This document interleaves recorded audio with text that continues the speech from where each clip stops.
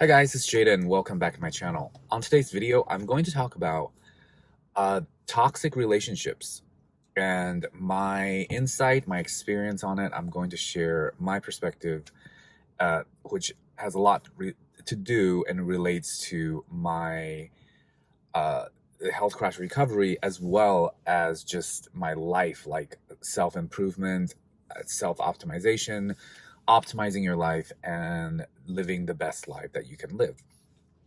And cutting out or eliminating toxic relationships is a big one. And it's something I learned throughout the years. And so I just want to start sharing my insights on stuff like this. So, toxic relationship can come in, family relationships, friends, romantic relationships. It can come in any type of relationships, and it can come in many forms. Sometimes they're very obvious, like if somebody's just, hating on you, or if somebody's just really negative towards you. But it can also come in very, kind of hidden forms where this person may, up front seemingly very genuine. And in fact, they're probably coming from a place where themselves thinks it's being genuine, but the elements and the dynamics to the relationship is actually toxic. So if you, and we're all humans, we're not perfect. I always try to remind myself of that. And, so everybody's working on some stuff. So there's compassion there. It doesn't mean like somebody who is quote unquote toxic to you, they're a bad person, because you might be toxic to people depending on the dynamics of your relationship with that person. So we're all working on ourselves. This is not to single out people with certain behaviors. So this is more about you yourself trying to define what works for you, and what in that moment in time in your experience, what you need and what you need to distance yourself and stuff like that. And definitely is my point of view. So this is not, official therapist advice or anything like that. So, but I'm very passionate about, self-improvement, just optimizing your life, because, I think it's very precious, like every moment we have on this earth. And it's so important to do what you truly love and what makes you happy, and find out what's right for yourself. And you get to decide that, I get to decide that. That's just my belief system. Down to everything. I mean, you get to decide what religion and what faith you want to practice. And you get to decide if you even want to practice that at all. You get to decide, what's right or wrong for you. I know this can open a, pretty wide range of beliefs and stuff like that, but this is not really what it's just me sharing my point of view. So, today, I think I want to focus on this one type of toxic relationship, which is, people that stay in the same place and they are not willing to put in effort or kind of focus on changing themselves and their lives. They're not really facing what it's necessary for them to face to improve their experience and stuff. So a lot of these type of people, they stay in the same place for a long time, and life kind of leaves them behind, and that leaves them in a lot of resentment, regret, insecurity, and just overall not a good, they're not that happy. Sorry guys, I had to change parking spots because where I was parked, I think it was street cleaning today. So I saw a meter maid driving up behind me, so I had to move. Anyways, back to the first archetype of toxic relationship example, which is somebody who, doesn't, they're not focused on working on themselves. So they, they complain a lot. Okay. And again, this could be a very nice individual. They could mean well, but what you'll experience is that they will complain about the same thing over and over again, and yet the actions that they take about things that they complain about is the same day after day. It's like they live with the same actions, but then it doesn't make them happy, and they want to just complain about it and do the same. Now that's very opposite of how I choose to live. And so that definitely is a big one for me. Like, I have very low tolerance for something like that in my relationships. And again, I'm only like, I have no right to say what's right or wrong for these people. They get to choose, right? But I do have a right to say what I want in my life, in my experience. And that is, I have very, very low limits for having that kind of dynamic in my relationships. It doesn't feel good. It drains me, because I'm somebody who does work on myself, and somebody that will do my best to change and face my fears and take productivity and action. And it's very frustrating for me to hear, the first few times it isn't. I'm actually very helpful. I like to, really help out my friends. But if it's the same issues over and over again, and you continue to see these people be miserable over and over again, and they continue to complain to you about the same thing, and you see no change in action, even if there's a change, it's kind of like very minimal, and they're not actually addressing what they need to address. They're just kind of like dancing around it. And so nothing really ever changes, and their happiness, gets less and less.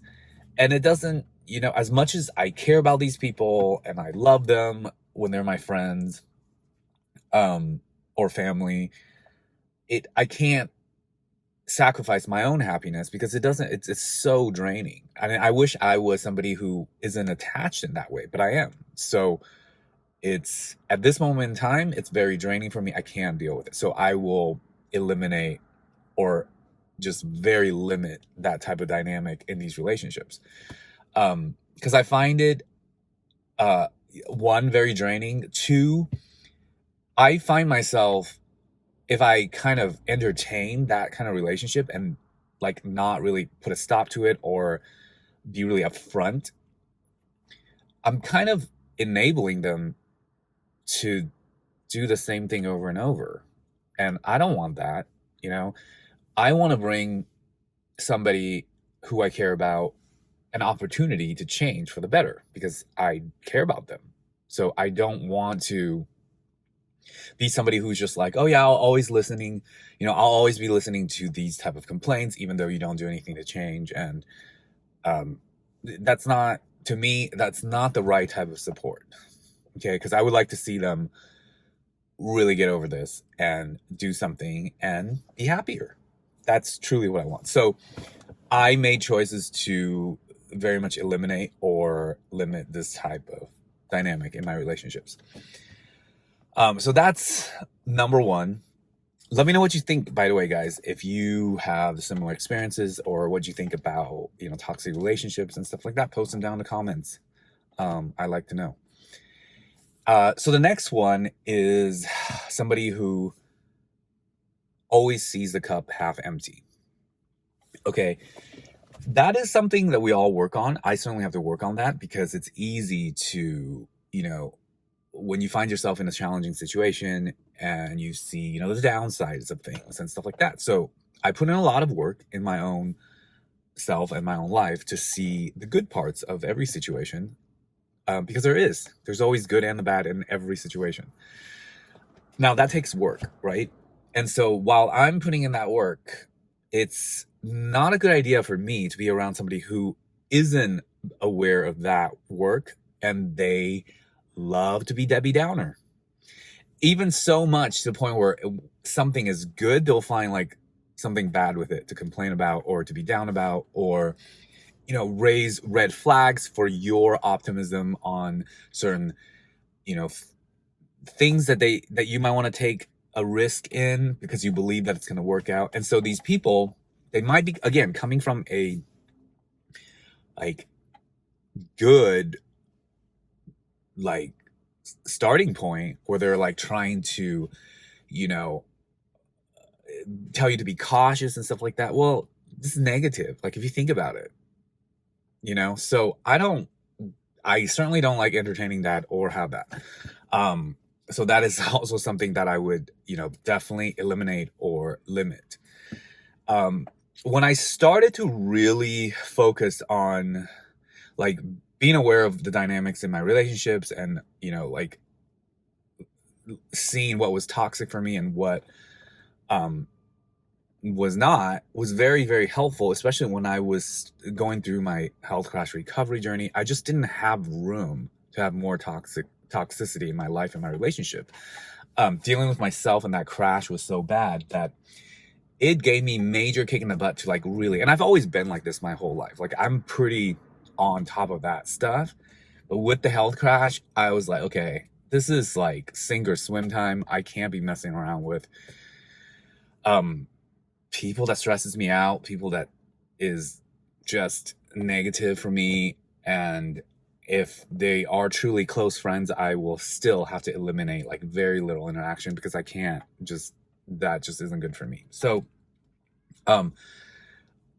I thought it was super helpful when I set my boundaries really clear, when I, stuck to what I was about and that my happiness was my priority, and that before I can take care of anybody else or to be a benefit to anybody else, I had to take care of myself first and put myself number one and honor my decisions, my standards, and what I believed in and what was right for me and what was good for me.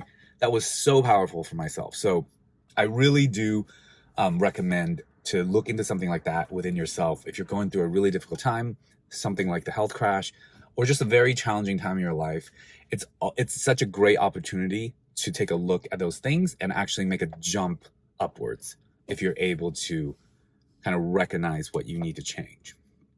Anyways, today will be a first video of relationships, dynamics, and stuff that I want to get into.